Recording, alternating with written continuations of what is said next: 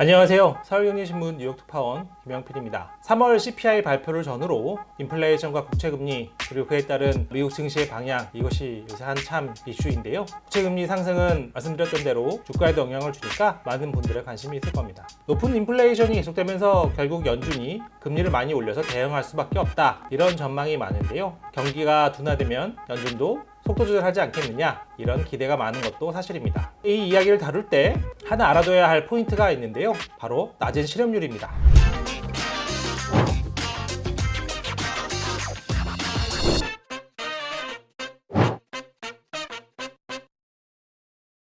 보시면 이 두 개가 동일합니다. 사실 고용과 물가 두 가지를 한 번에 잡겠다, 이것이 연준의 목표라고 보시면 되는데요. 지금 물가가 너무 높지요. 연준의 목표가 2%인데 8% 안팎을 넘나드는 정말 고물가입니다. 현재 지금 연준은 물가 안정에 사활을 걸고 있습니다. 앞으로 연준은 물가 안정을 위해서 금리 인상과 양적 긴축, 즉 보유자산 매각, 이렇게 두 가지 루트를 통해서 물가 잡기에 나서게 되는데요. 중요한 건 이겁니다. 물가를 잡기 위해서 금리를 올리다 보면 자연스레 실업률이 올라갑니다. 기업들이 비용 부담이 커지고 투자를 줄이다 보니까 일자리가 줄어들기 때문인데요. 이 실업률 증가가 원래 연준에 있어서는 속도 조절 요소가 됩니다. 긴축을 통해서 물가를 잡으려고 하는데 그렇게 되면 실업률이 너무 올라가죠. 실업률이 너무 올라가면 또 경제에 좋지 않으니까 연준이 땅이 이게 긴축을 조금 이제 줄여야 되겠다, 속도를 늦춰야 되겠다, 이런 생각을 하게 된다는 거죠. 실업률이 너무 높게 되면 연준이 오버페이스를 하는 거 아닌가, 이렇게 생각할 수 있게 만들어 줍니다. 현재 미국 실업률이 3.6% 수준인데요. 역사적으로 봐도 가장 낮은 수준입니다. 코로나19 이후에 경제활동 재개를 하면서 노동력이 엄청나게 부족한 상황이죠.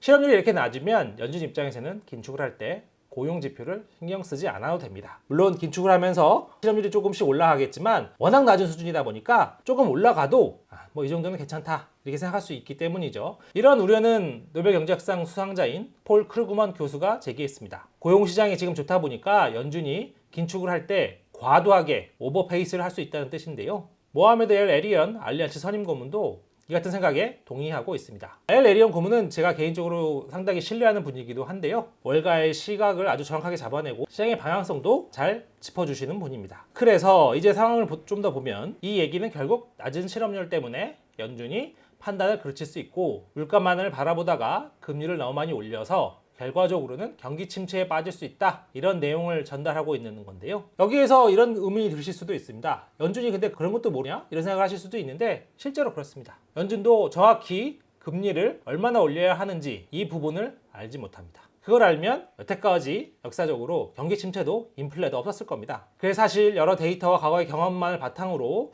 이 정도면 되지 않았을까, 이렇게 판단을 하게 되는 건데요. 실제로 연준이 작년 올해 인플레이션 전망을 대실패하기도 했었잖아요. 연준도 모르는 것이 많습니다. 그렇다고 완전히 연준이 감으로 이렇게 느낌대로 하는 건 아닙니다. 중요한 것은 정확히 모른다는 거, 어느 정도 수준을 얼마만까지 해야 되는지, 이런 부분을 모른다는 것, 이것이 중요합니다. 그래서 경제학에서 하는 얘기 중에 샤워실의 바보라는 얘기가 있습니다. 샤워실에 들어가서 뜨거운 물을 받기 위해서 뜨거운 물 쪽으로 샤워 꼭지를 확 돌리다 보면 갑자기 뜨거운 물이 너무 많이 나오게 되죠. 그래서 너무 뜨거워, 그래서 다시 찬물로 확 돌리게 되면 이번에는 또 너무 찬물이 나오게 됩니다. 그래서 경제를 부작용이 생겼다고 해서 반대쪽 정책을 바로 피면 또 다시 부작용이 생기고, 그렇다고 또 반대로 행동하면 또 부작용이 생기는, 이런 부분을 지적한 건데요. 지금 물가가 너무 많이 오르죠. 그래서 연준이 너무 과하게 대응하다 보면, 너무 찬물을 확 틀다 보면 경기가 또 너무 추워지는, 경기 침체에 빠지는 경우가 생길 수가 있습니다. 꼭 연준만 그런 게 아니라 정책 당국자들은 비슷한 상황이 많이 있습니다. 그래서 인플레 잡기 위해서 금리를 확 올리면 경기 침체에 빠지는 것도